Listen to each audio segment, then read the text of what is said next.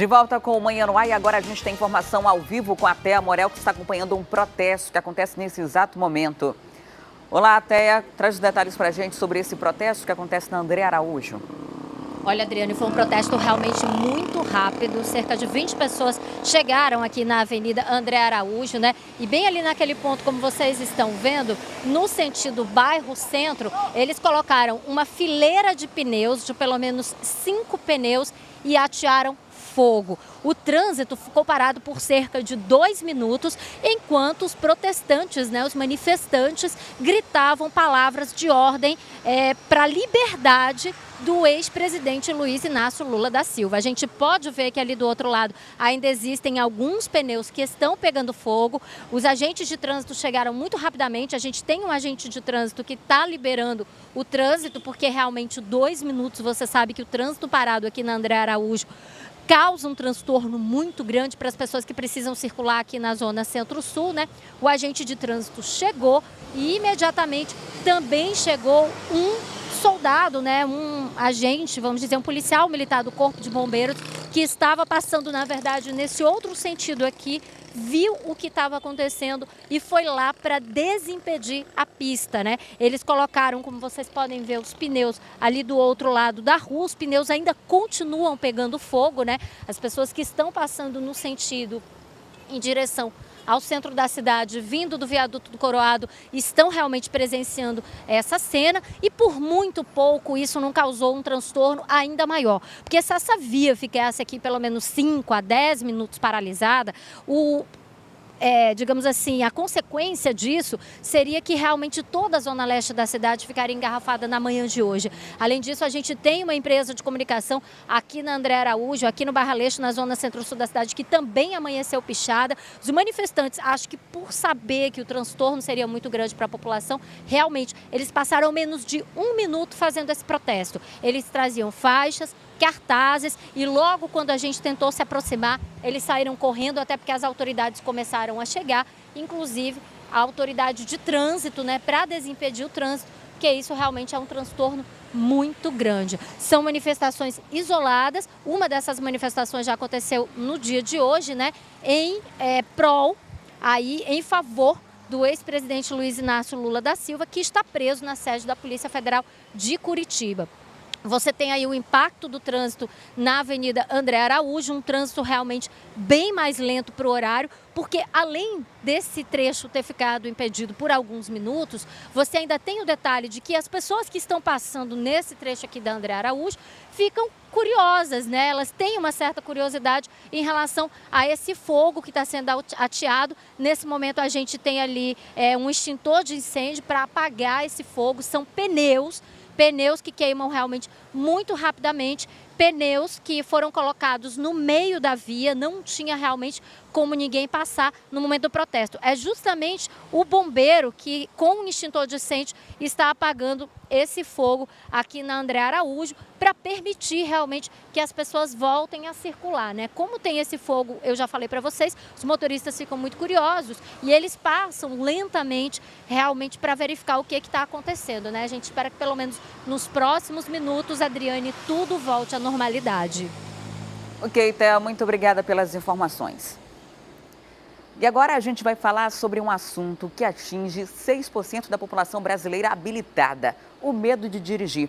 Você pode até não conhecer, mas esse problema tem nome e é mais comum do que muitos podem imaginar. É amaxofobia. Acompanhe. A Diana já tem carteira de motorista há 5 anos, mas foi só no finalzinho do ano passado que ela, de fato, começou a dirigir. Eu usava mesmo como a carteira mesmo só para fins de cartão de crédito, mostrar algum documento. Mas mesmo assim eu queria ter uma habilitação, poder dirigir, mas o que me empatava muito dirigir era o medo. Ela teve muita dificuldade nas aulas de direção. Não se sentiu segura e ficava com medo de que algo acontecesse quando ela fosse pegar o carro. Eu confesso que eu ficava tensa, muito tensa, né? Às vezes chegava a entrar um pouco de pânico e não saber o que fazer, né? Como passar uma marcha, como dar uma ré, porque acabava bloqueando isso, me dava um branco. Eu ficava impressionada com isso e muitas vezes eu não conseguia e deixava para o meu marido dirigir. Essa cena era inimaginável até um tempo atrás, né, Luiz? Era assim, mesmo porque com as dificuldades que ela tinha, era impossível. Com tudo que já aconteceu com a gente já sofreu acidente, ela teve o trauma do acidente, eu tive um problema de saúde que eu pedi para ela dirigir, ela não conseguiu dirigir. Mesmo ela já tendo carteira? Mesmo ela tendo carteira. E hoje é uma satisfação muito grande entregar a chave e dizer, toma amor, o carro é teu, tô indo dormir. E ela fazia as coisas. E olha, eu peguei uma carona, viu? Ela tá mandando super bem, inclusive em ladeiras. O medo foi embora e hoje ela está muito mais confiante e, claro, independente. O medo de dirigir é considerado uma síndrome em 6% da população brasileira. E os sintomas da chamada amaxofobia são muitos. Aquilo que foge ao teu controle, né, que começa a ter uma alteração neurovegetativa, você começa a suar demais, você começa a tremer as pernas, né, você não consegue mais ter controle da própria coordenação motora, né, então isso realmente começa a ser preocupante, porque é algo que você coloca em risco a sua vida e a vida de outras pessoas.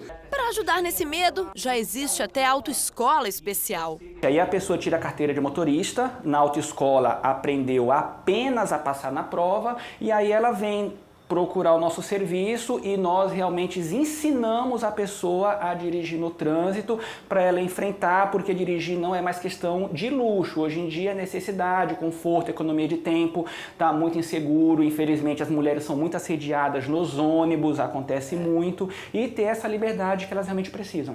Aqui as aulas são bem diferentes das convencionais, porque o aluno não sai pronto para passar numa prova, e sim pronto para encarar as ruas de verdade. Bom, agora eu vou sair com o Luciano, vou entrar no carro, como se eu tivesse medo de dirigir para entender como é que funciona essa psicologia, digamos assim, né, Luciano? Como é que acontece essa aula dentro do carro para quem tem esse medo? Isso, exatamente. Vamos fazer esse teste aí, vamos dar uma volta e você vai ver que dirigir é muito mais fácil do que as pessoas dizem que é. Vamos lá, então.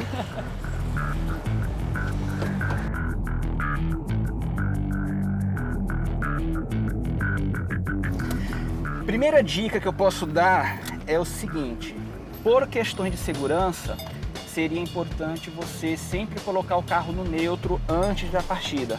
Além de segurança, você deixa o sistema de transmissão liberado e você economiza o sistema do seu carro. Ou seja, eu já entrei no carro levando bronca, entendeu? Infelizmente, não ensinam como deveria ser, né? A questão da segurança e economia do carro. Você economiza com manutenção, com tudo. Retrovisores, ponto cego, muita gente não se atenta e acontece a cerca de 75% a 80% dos acidentes envolve moto. Por quê? A moto surgiu do nada. Ela não surgiu do nada, ela estava do seu lado, você que não viu, porque o retrovisor estava ajustado incorretamente. Então vamos seguir viagem para você me dar algumas dicas de trânsito. De trânsito mesmo, para a pessoa se sentir um pouco mais confiante, à vontade e tranquila. Que é a melhor parte. Dirigir tem que ser prazeroso e não obrigação. Vamos lá.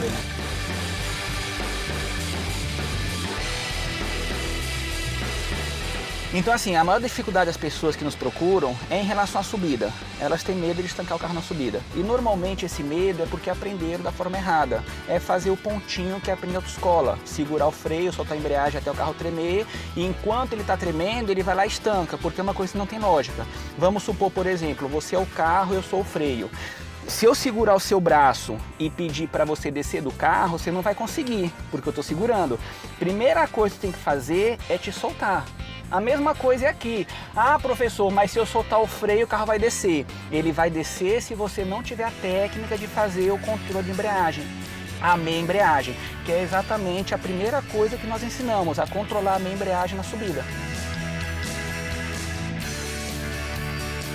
Uma outra dificuldade que as pessoas têm, né, em descida, elas querem logo pisar na embreagem, só que quando você pisa na embreagem, o carro fica solto, ele vai muito mais rápido, você tem mais dificuldade de parar o carro. Então o certo é primeiro o freio e depois, quando for parar, aí que você usa a embreagem. Você consegue parar no menor espaço, com muito mais segurança.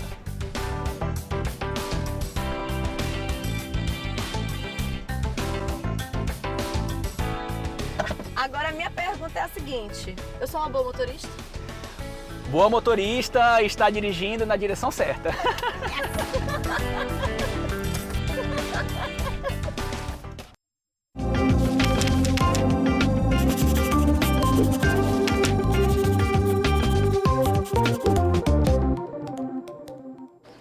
E no quadro Lição de Casa de hoje, a gente vai mostrar que desde o ano passado, muitos venezuelanos começaram a chegar a Manaus, assim como os haitianos que vieram fugindo de um país destruído.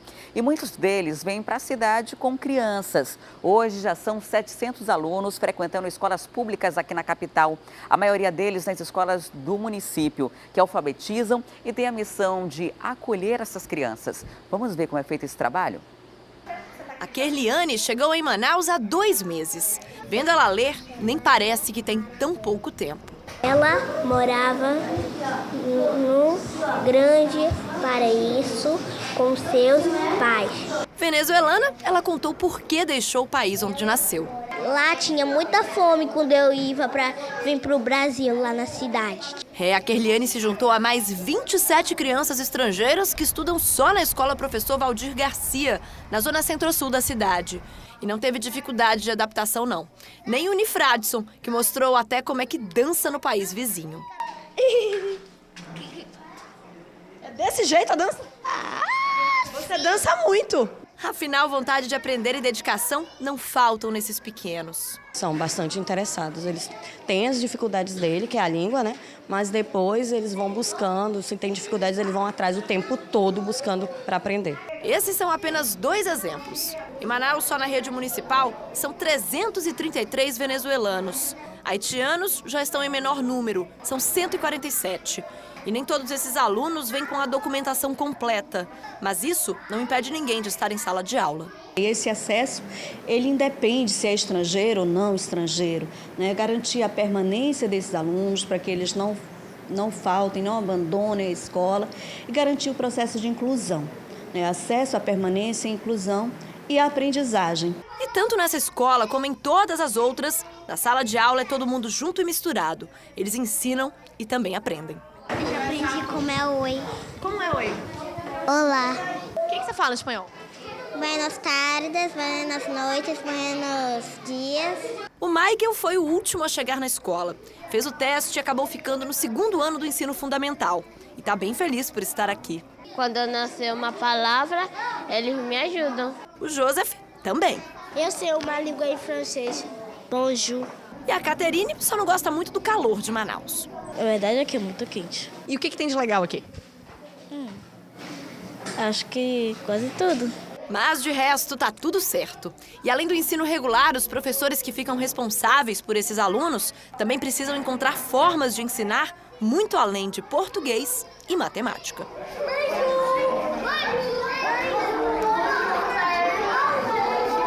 Todos os dias pela manhã, logo quando eles entram na sala, a gente trabalha a terapia do abraço, do bom dia, para saber se o coleguinha chegou bem na escola, se está bem, né? Que às vezes o coleguinha não está bem, chega triste, chega com alguma dificuldade. Então, esse abraço, esse acolhimento entre eles é importante, valoriza o bem-estar dele, a autoestima e o respeito entre eles, né? Precisam entender que muitos deles nem queriam estar aqui. Na verdade, queriam que os países deles pudessem recebê-los como o nosso. A minha mãe me contou uma vez que o país dos haitianos e dos venezuelanos que sofreram muito. Se a Venezuela melhora, eu vou lá na Venezuela, agora não.